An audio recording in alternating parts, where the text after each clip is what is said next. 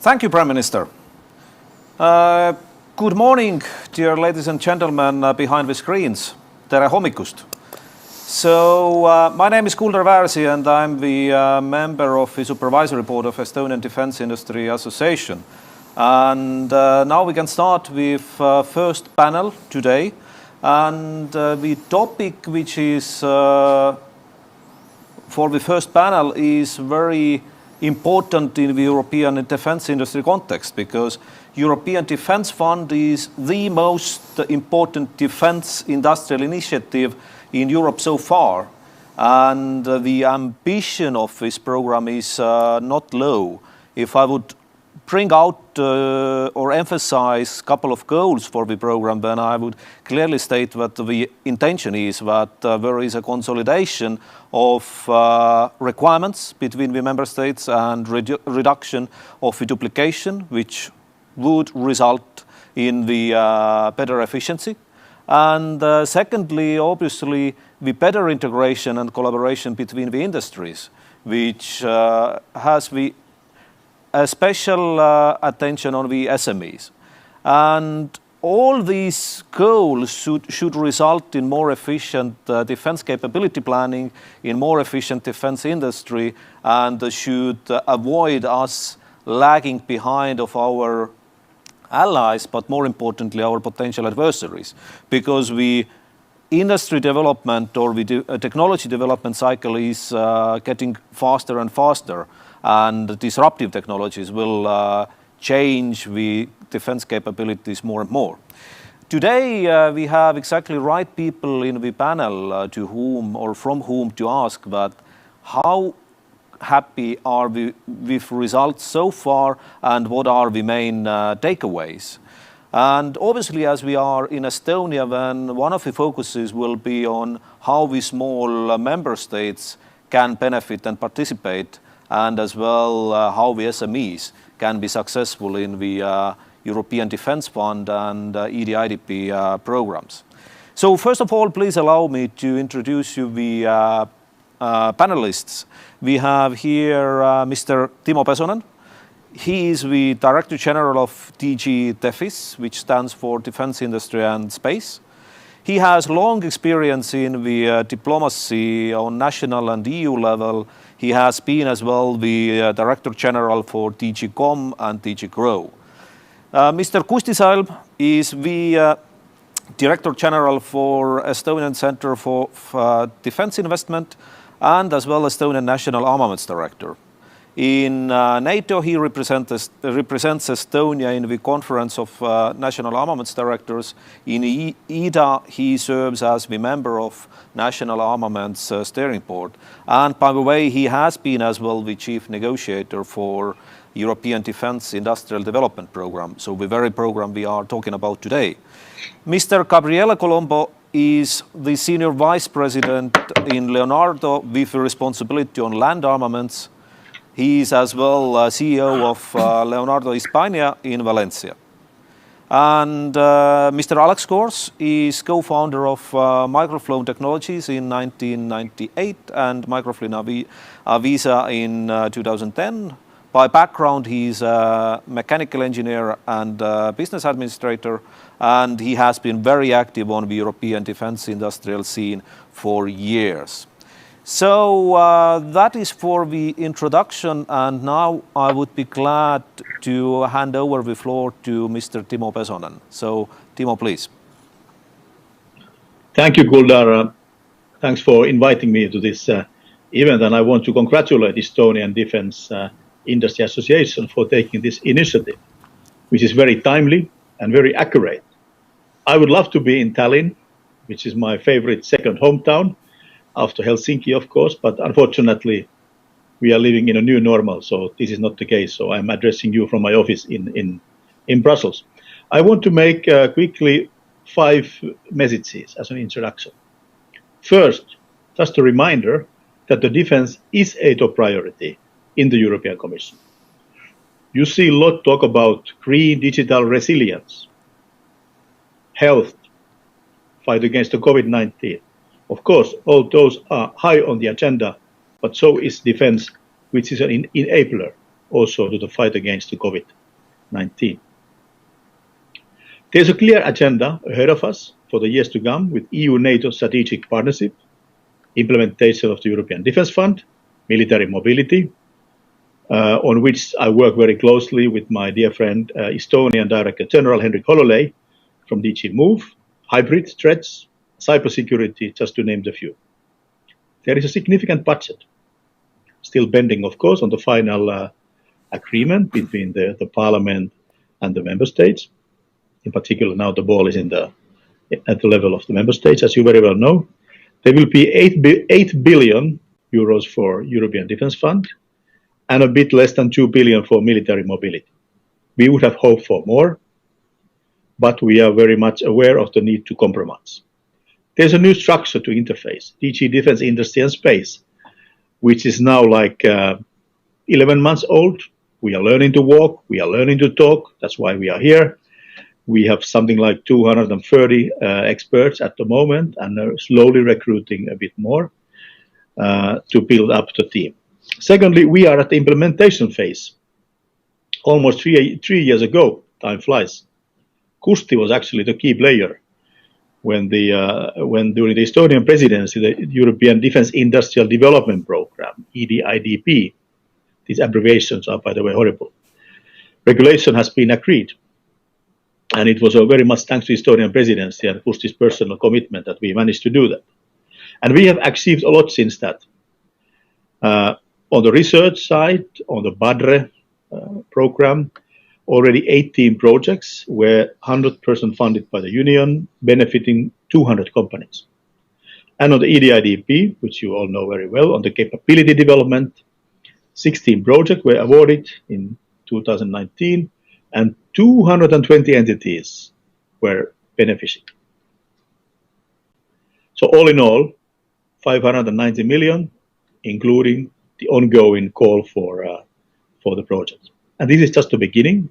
We are now preparing the implementation of the European Defence Fund proper, and there is something like 1 billion a year to be committed. Thirdly, the fund is about cooperation with a clear driver. All the member states and entities across the EU, despite their size, geographical location, can benefit from the European Defence Fund.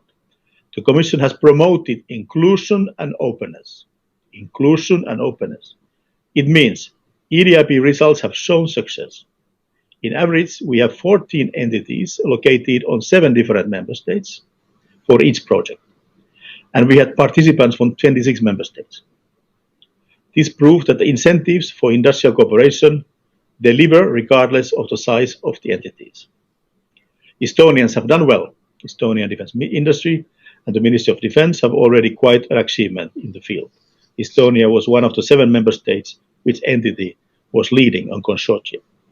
Fourthly, the promotion of SMEs and scale-ups. That's the key for the fund. One of the political instructions I have received from my commissioner, Thierry Breton. EDF contains specific provisions in favor of SMEs and mid-cap companies. There are dedicated award criteria and special bonuses when the consortia include SMEs. EDIDP results show that so far we have been very successful on this. Something like 35% of all the entities receiving funding have been SMEs or mid-caps.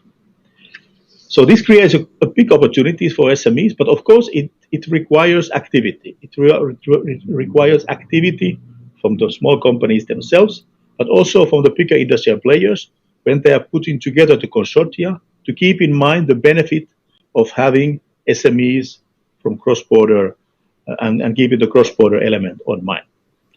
And fifth and finally, this fund is both strategic and competitive program.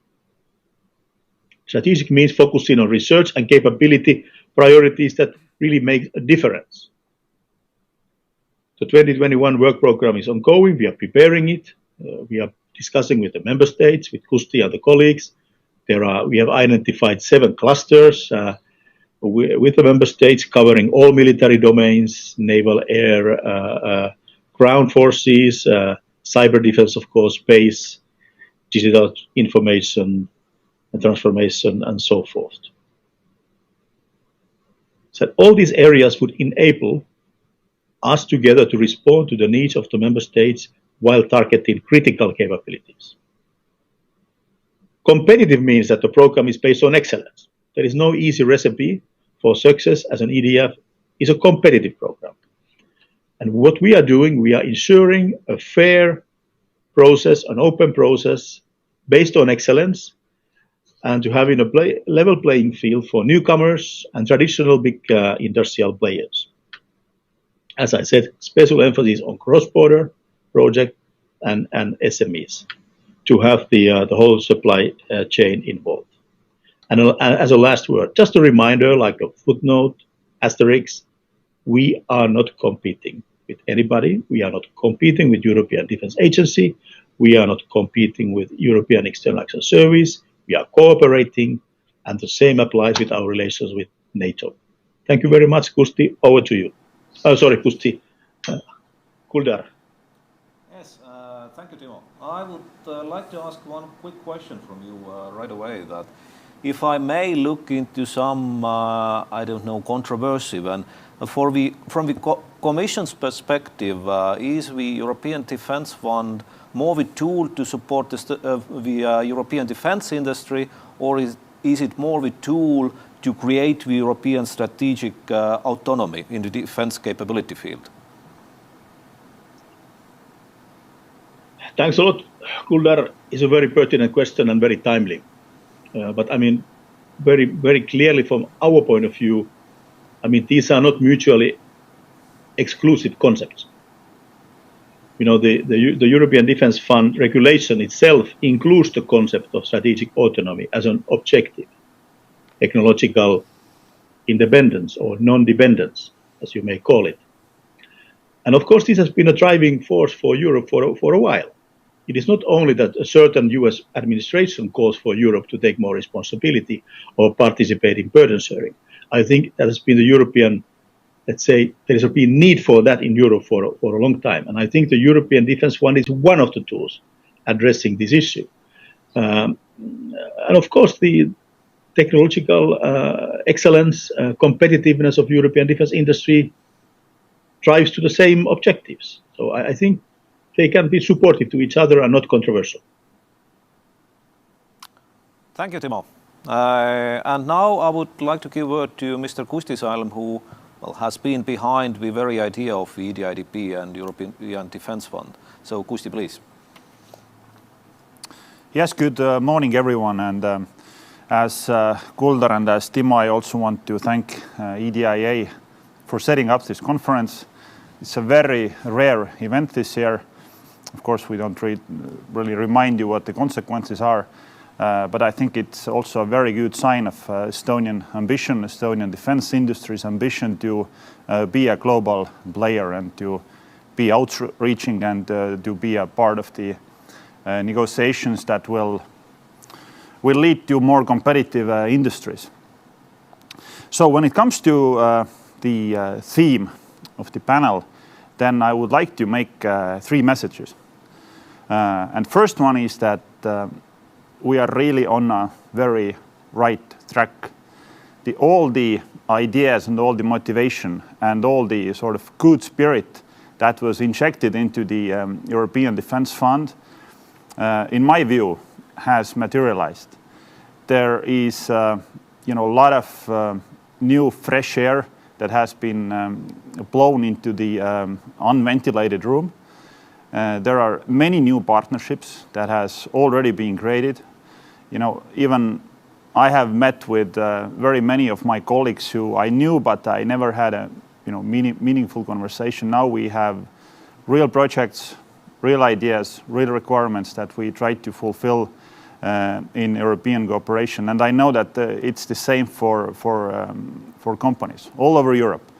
A lot of new partnerships are already created that never existed before. And the same applies for supply chains all over Europe. The supply chains in defense industry tend to be very, very rigid. And there are good reasons for this. But Defense Fund has given a motivation, an incentive for bigger companies to look for new ones. look ways to enrich the existing system, and it already, shows movement and shows things that has already changed.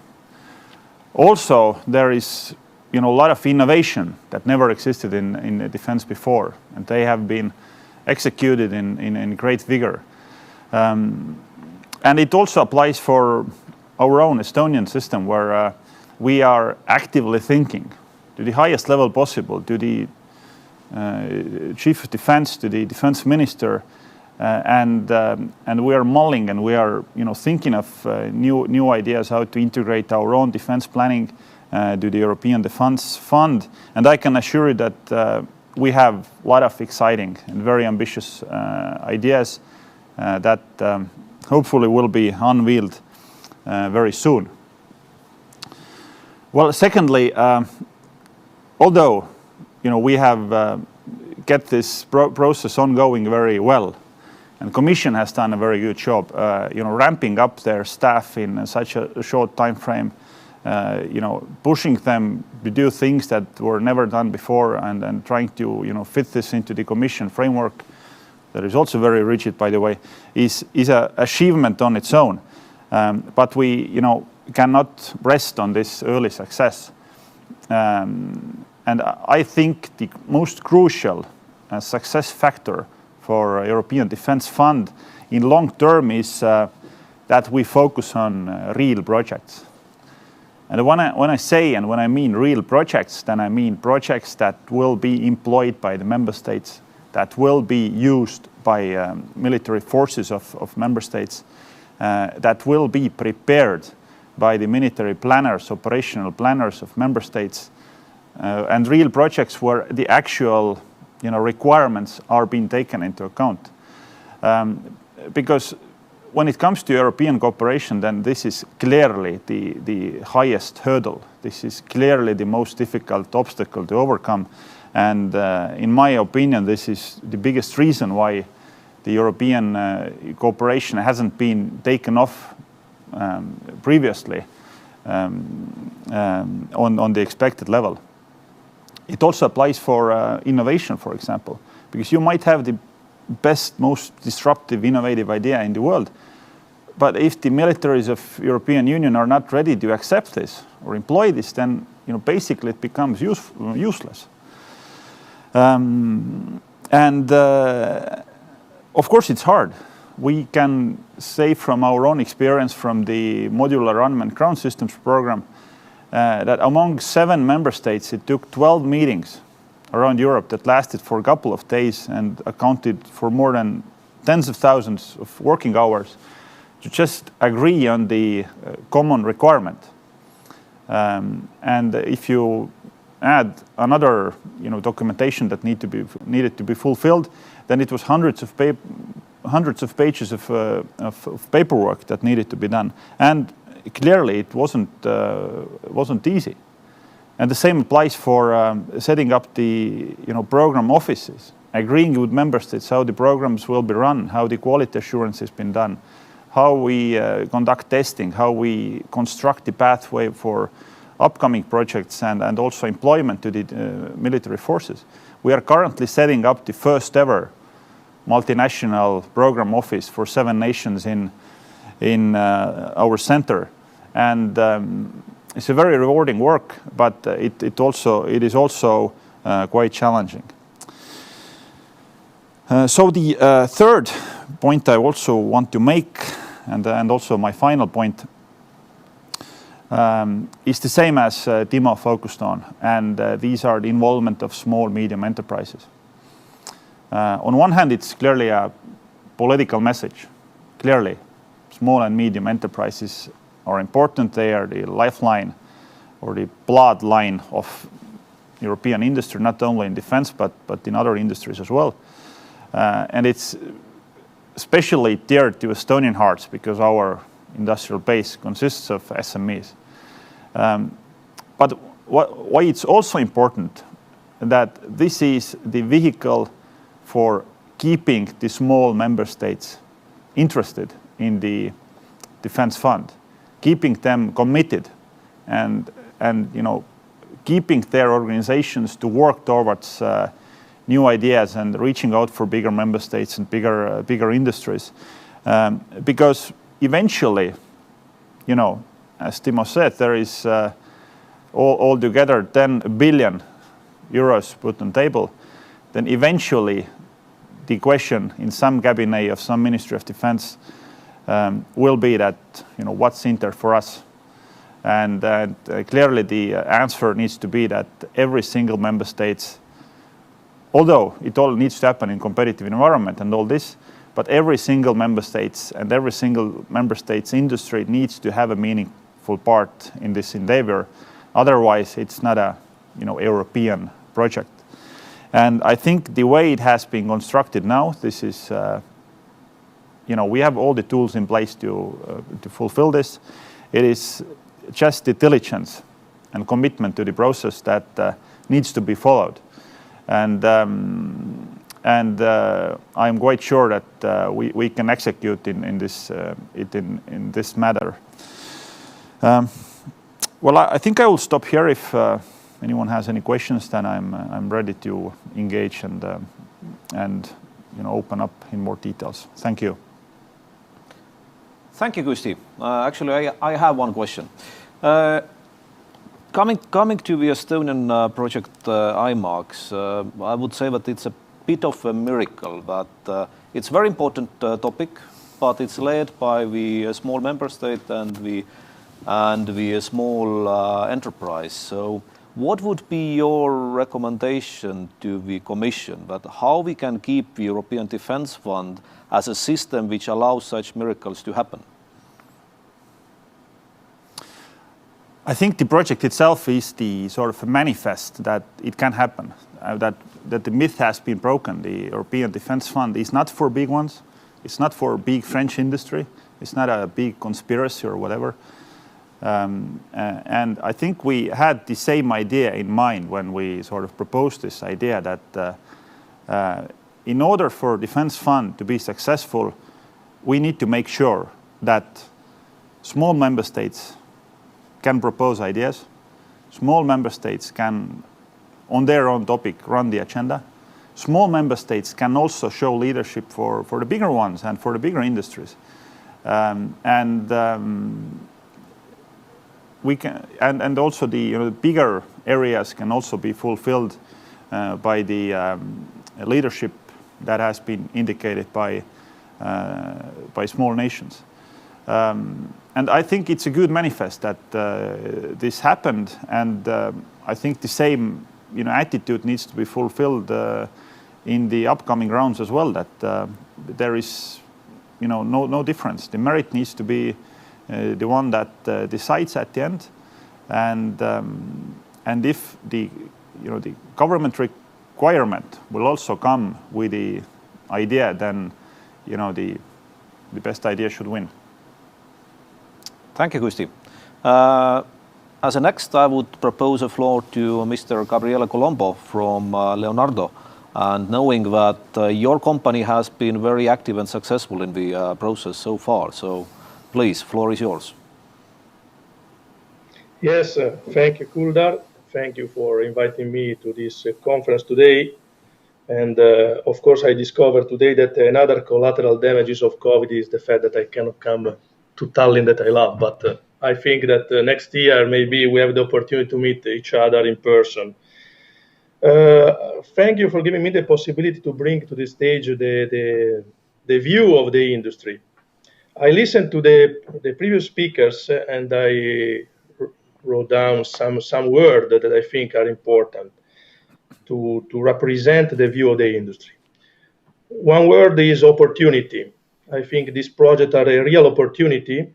This opportunity is an opportunity of experiencing a new relationship. When I speak about relationship, I speak about the standard relationship that we have between industries in the European defense, but it's also a relationship with new reality, especially for what concerns the SME.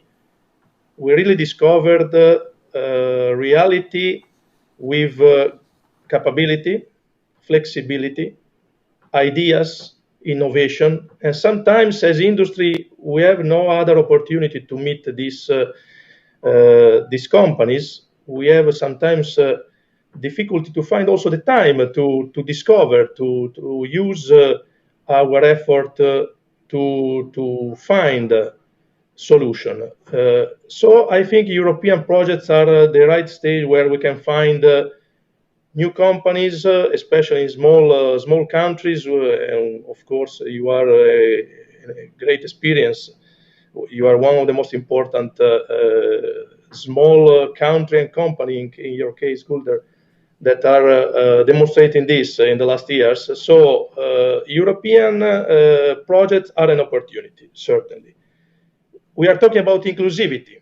Of course, these projects oblige in a certain way to be inclusive, and this is a positive way to bring ideas that sometimes are behind and cannot be brought in front of the end user because there are other priorities. So this is a good occasion, opportunity for this relationship and innovation.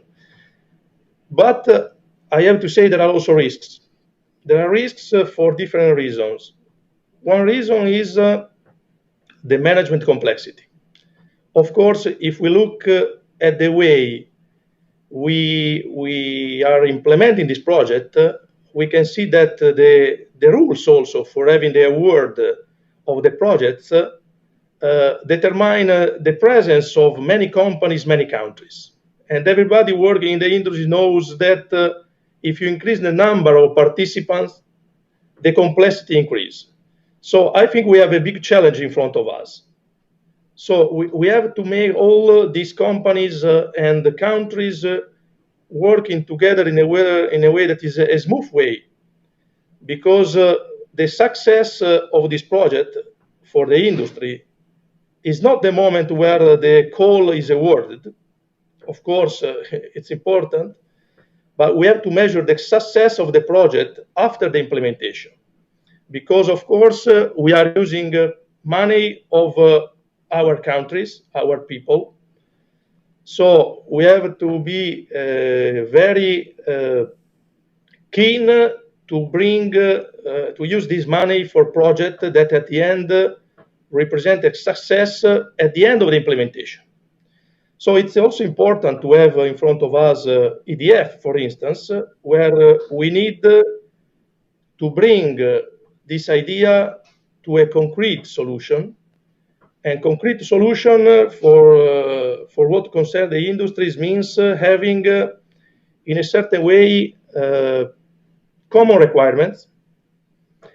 A common requirement that is one of the most difficult challenge we have in front of us. Common requirement between armed forces. Common requirements is something that we are always looking for in the last years in the industries, because it's no more possible to be conservative in respect to the requirement of its own our armed forces. In this case, we need common requirements in order to share supply chain, to share idea, to make real volume, because at the end of the story, we can measure the success just when we will see a project that starting from an idea, going from research, become development, become at the end a concrete shared project. So we need to avoid the risk of going to the valley of death that sometimes happen for some defense project. So we have to be very careful in the way we use the money we get from for this project, and we have to really try to involve the excellence of every country to reach a synthesis. So the important thing is to be very ambitious in this, but very concrete in order to have something that is really the first step for having a common industry and common projects. Thank you, Gabriele. Just one quick question to you as well. So knowing that Leonardo has been very active in EDIA IDP 2019 and 2020 calls and preparing the EDF for 2021, then any tips and tricks to derive from that experience, and how do you find your partners, and well, how could maybe Estonian companies collaborate with you? Yes, actually, we have been very active as Leonardo. Leonardo, of course, is active in many sectors. We are working for airborne systems, armaments, etc. So we participate to many of the calls.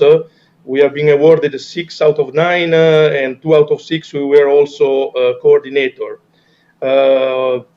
Certainly, with many calls, you experience the fact that you have to be partners sometimes with some companies, and in the other occasion you are competitors. So there is, of course, the need to find the appropriate way to manage.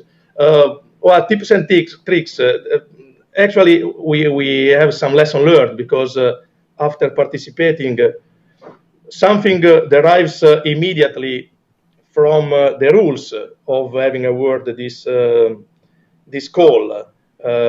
Involving many countries, involving SME is absolutely important from a technical point of view in terms of awarding. But we discovered that involving SME means also having capability to be very fast, reactive during the proposal phase. So we need SME. We need SME because SME look at this perspective in a very positive way. So my suggestion is for big industry to look for the best SME in Europe and using them in the best positive way to determine the timing. Because for the SME, these projects are vital, are very, very important. And so our experience with Estonian is particularly positive in some way. In other way, it is not, because last year, actually, we lost one of the call because a company, your company, actually, as a coordinator won. But this next time we will be together, and I think we'll be successful. Thank you, Gabriele. Like you said, that sometimes cooperation partners, sometimes competitors, such is the market. Now, next speaker is Mr. Alex Kors, and if somebody is asking the example of European active and innovative SME, then Microflow Avisa is one of the first which comes to my mind. So, Alex, would you please give your view on the EDIDP and EDF from exactly innovative SME perspective? Yes, I will try to do so. Morning to everybody in the audience. We're based in the Netherlands. We're an SME. We have indeed, I would say, a crystal clear proposition. I have it here. This type of sensor does acoustics. It measures all kinds of sounds. And we use it for battlefield acoustics, for counter-battery target acquisition. That's one part. And also for vehicle survivability. So we have a clear proposition. I think I'm experienced in Europe. I did many projects myself. I was leading consortia in the first decade of this century. However, I still realize how difficult it is for an SME to get on board of a larger consortium. It's not easy. And even in the call to be closed right now, I think there are probably 12 or a dozen topics, something like this. And I think we have propositions for many of them. And somehow I was struggling, and I'm grateful to be on board in 2 of them. One is indeed with Leonardo. That's very good. But again, it's difficult. And in essence, one of my recommendations to the audience is, if you are really ambitious and you would like to enter this arena, make sure you make friends, and you make them quite early on. It takes time to build your network. Of course, you may wait until they call you. It's not going to happen. You need to be very proactive. And I think that one of the challenges that we face in the entire industry is on how to broker the right companies to each other, how to make them match. And I think it's still, to a large extent, a kind of informal network. It's not like you buy a real estate nowadays on a website. It's building your network, so that's very important. That's one recommendation for everybody who tries to enter this arena. I think it was already mentioned, at least for the first time, there's a lot of paperwork. And I did it all myself, so I'm also the legal expert and whatever in this company. There's paperwork involved. And my last remark on new entrants would be, please realize this is all very long lead time. It's not going to happen next year. If you have a good idea and if you stay on board of this value chain, you may generate your business at some point in time, probably after 5 or 10 years.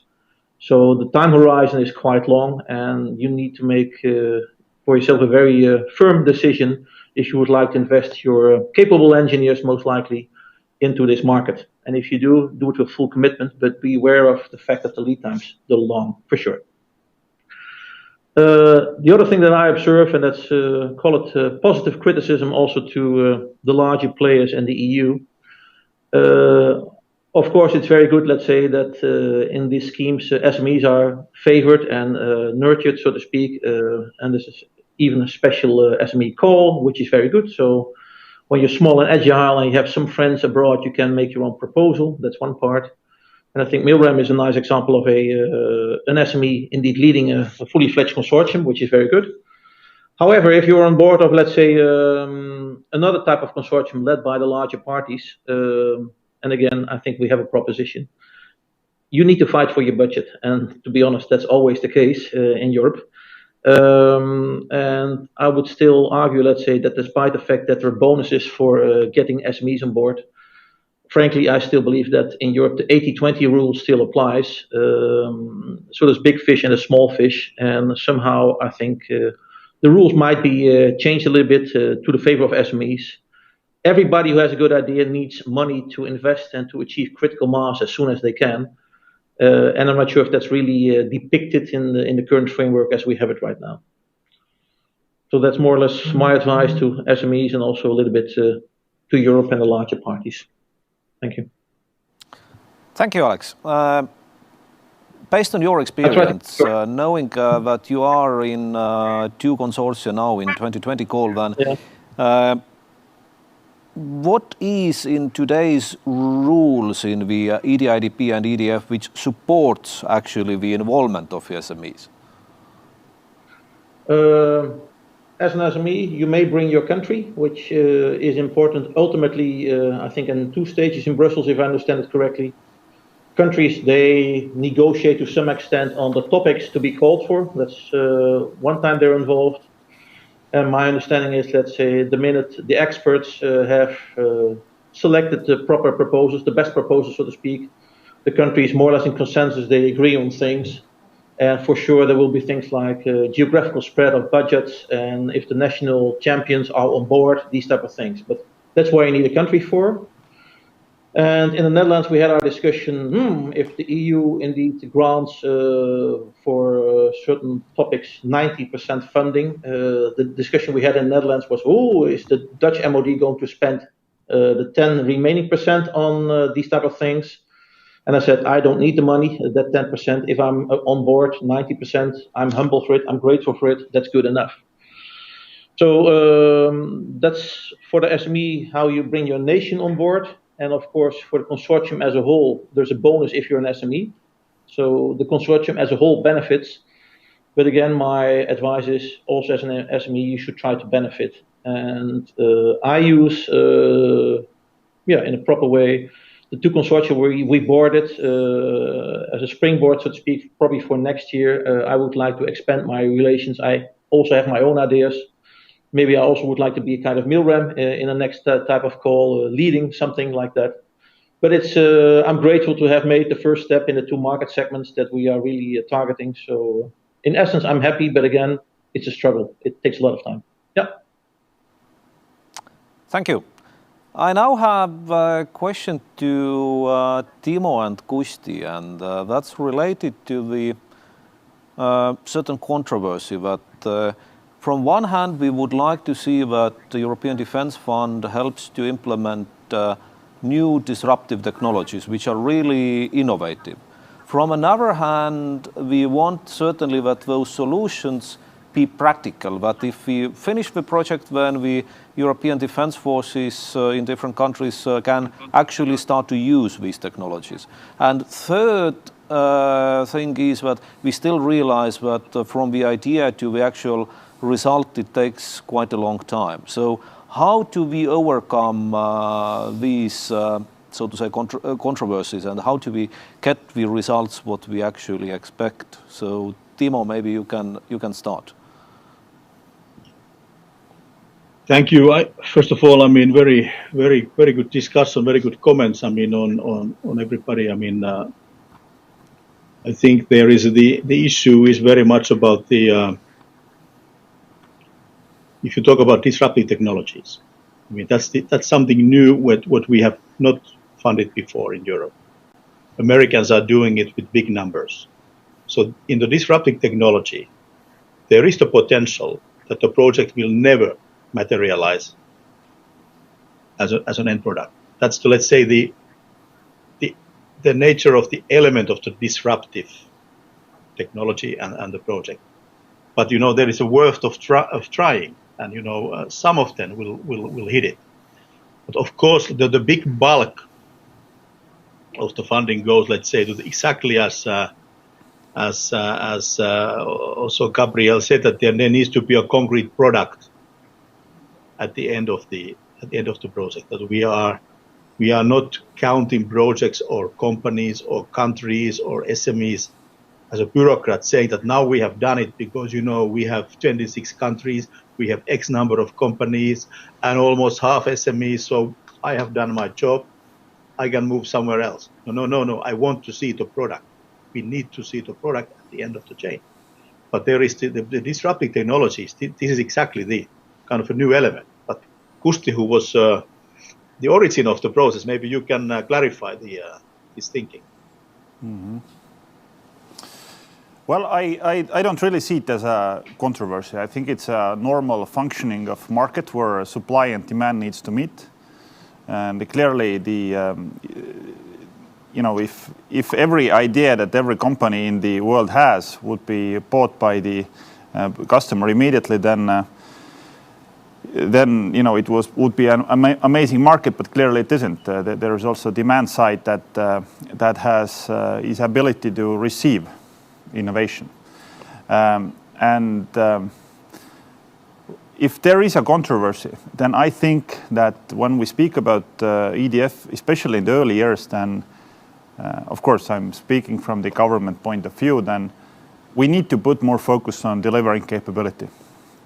I think that actually works, that thing that is actually employed, because eventually, and it was also stressed before by a gentleman from Leonardo, the success of EDF will be defined not by the money that has been spent, not by the SMEs that has been included, but eventually it will be defined at the front page, okay, not maybe front page, but let's say on the second or third page of Financial Times that needs to say that, European Union invested 8 billion and we got new aircraft, new submarine, new unmanned ground vehicle and new radar and whatever.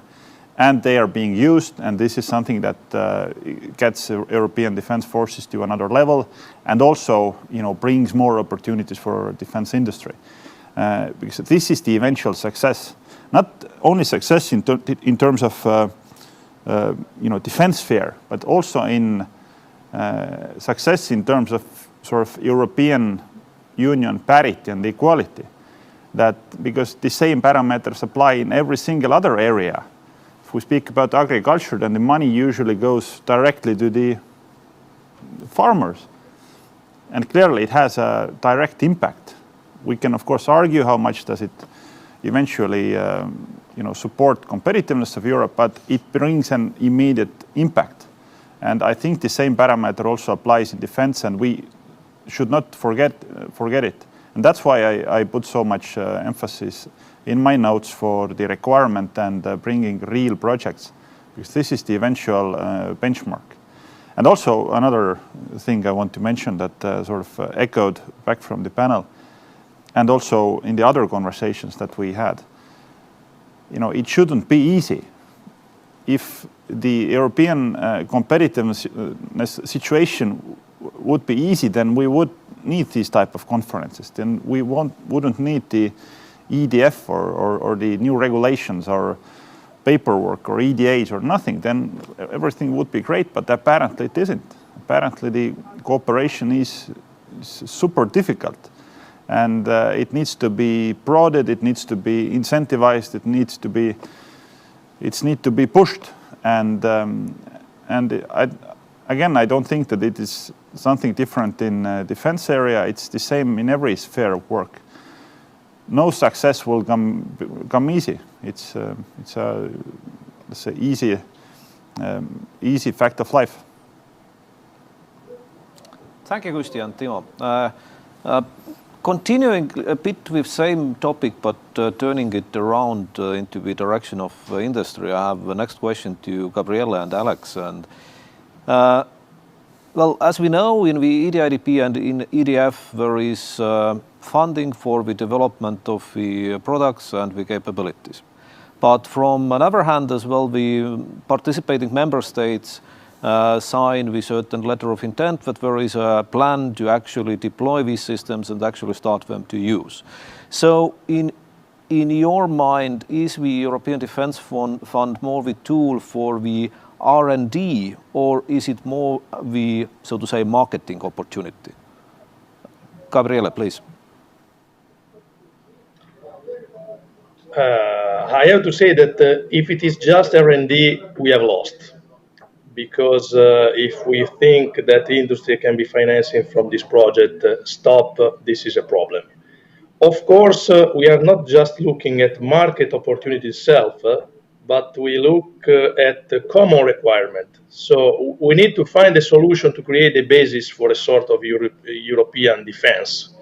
It's not European defense industry, it's European defense. So, of course, it's not easy to put together requirements. There are many reasons why there are different requirements, but we need to create a market, not for the market itself, but because this common market means having found before common requirements, common capability, common desire, and a simplification on the future logistics support for future involvement of supply chain in different countries, etc. So I think we have to look at research, just because not all the research becomes product. Research, we need 10 research, one success, one market at the end for one product, two products, but at the end we look for common requirement, common markets. Thank you. Alex, what is your view on that matter? I think to us, let's say, as an SME, I think it's both. It's R&D and it's also marketing. And one of the things that it doesn't strike me, but what I hear is indeed the word pops up, requirements, all the time. And I wouldn't say that it's not old school, because this is the way things happen in the military. But as a personal, as a human being, let's say you don't specify your next generation of smartphone, it happens to you. So there are surprises. And I think also in the defense industry, there will be surprises. There will be new ideas from smart people somewhere in Europe. And if you are unlucky enough to develop to have an idea on a yellow, quiet submarine, but you're based in Hungary, you don't get the support from your national MOD because there's no Navy there. So one of my issues would be, let's say, that I think ideas, they should be, let's say, condensed in Brussels, centralized probably, and I'm in favor of Brussels in that sense. And we should probably skip the appraisal of the national MODs, to be very honest. Because requirements, of course, there needs to be a requirement in a certain country. It needs to be there in a certain time frame. And if you're unlucky enough, let's say, to have a mismatch, you have a problem in your national country for sure. I see that happening with ourselves, but also in other countries. So I think ideas, they should be brought to Brussels directly. They should be sieved somehow. They should be appraised, of course. And it's not about requirements being something which is specifically defined, but it's more about needs or potential needs, so to speak. I think that's probably one of the things that in this path of growth and things are changing in Europe within the MODs, but I think we're probably halfway. Things need to be changed, I guess, for the better, for sure. Yeah. Thank you. I still have little time for very short question and short answers to, or short question to everybody. Well, as we know, the European Defence Fund is about the European member states' requirements. And the industrial scene who can participate is mainly European companies. So has that arisen with questions in the level of our NATO allies or on the company side as well with our partners outside the Europe that why are you doing that and how it all fits into the more international NATO umbrella collaboration? So Timo, maybe you can start. Yeah, I mean, first of all, I mean, the 21 EU member states are also NATO members. So, I mean, there is, by definition, already a great compatibility in this sense. And secondly, of course, whatever is the end product is also at the disposal of the allies, those countries who are NATO members. Of course, there has been discussion about third country participation, which is decided in the European Defence Fund regulation, which allows, with certain security-related conditions, for entities in Europe from third countries to participate. And the first EDIA call proved that it's not protectionist. There are entities from US, Japan that are participating. So it's not a closed procedure in this respect. Thank you. Kusti. Well, at its core, it's a very political issue, of course, that is nothing unique for EDF. It's the same everywhere. Well, I personally, and also Estonian government as a whole, is very supportive for, of course, NATO involvement and all this. But if we leave aside the political and sort of defense question of EU-NATO cooperation, then I think why we should be more liberal in including the non-EU members and especially NATO members to the EDF is just a pure question of competition. And eventually competition is good. Competition is something that keeps you sharp, validates your ideas, and also eventually this is a pathway for doing more exports. Because this is where the growth comes for European industries as well. I heard from Norway a couple of days ago that they will be a part of EDF now, which is very good news, like very, very good news. And I hope that the more time will evolve, the more sort of inclusive we can be for other nations as well.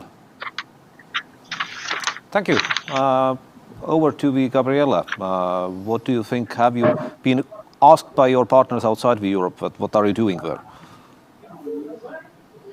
Yeah, a little bit we are being asked, but I think they are quite well informed. We have to look at time frame. So if we look at time frame of 10 years, today we have to imagine this is just a political issue.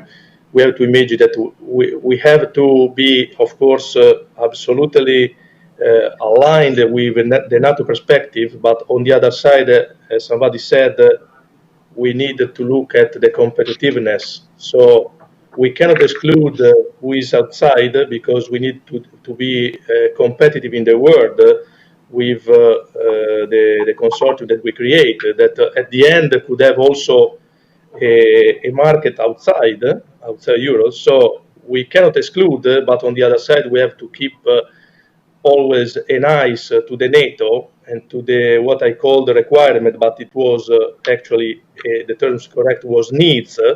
So looking at the NATO, but we have to include all the countries that can participate in an industrial positive way. Thank you. Alex, what is your comment? On NATO, the good news is that, let's say, that Canada is our launching customer for counter-battery target acquisition, so that's already across the Atlantic. The other observation that I would make is, let's say, that trying to enter the United States as a big market, of course, I think for a European company it's extremely difficult. I wouldn't say that the Americans have the nose up high, that's not the point, but of course they try to protect their own industry, and they do so quite well, I would say. So if we in Europe invite American entities to participate, and in essence I'm in favor of that, I think it should be working also the other way. And I'm not sure if Europe already imposes upon the United States that kind of requirements, to be honest. If it really enforces that type of thing, I'm not sure. Thank you. And to summarize what we discussed here today, I'm very glad to hear that on very different levels we are happy with how the EDF or EDIDP has moved or started with. So to hear that SMEs can see that it's a vessel and it's a tool how to create the networks and how to insert the technologies into the products. The large cap company like Leonardo can see that it's supporting their product development and access to the markets and consolidating the requirements.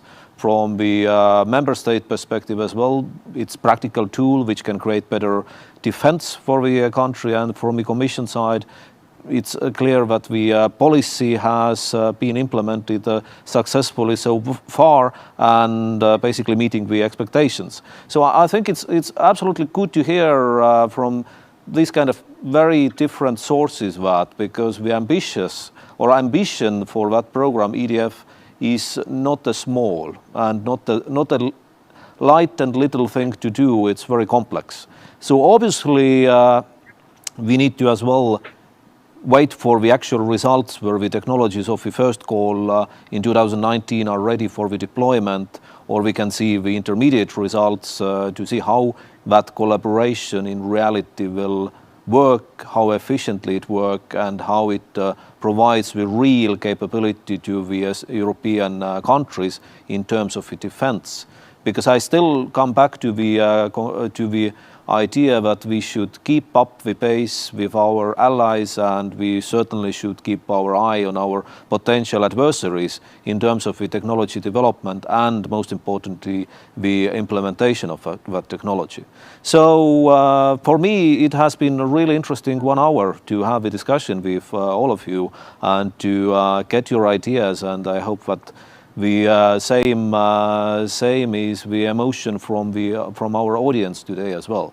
So I would like to once again thank all the panelists once again, and also thank you to the audience. So it has been great 1 hour. Thanks.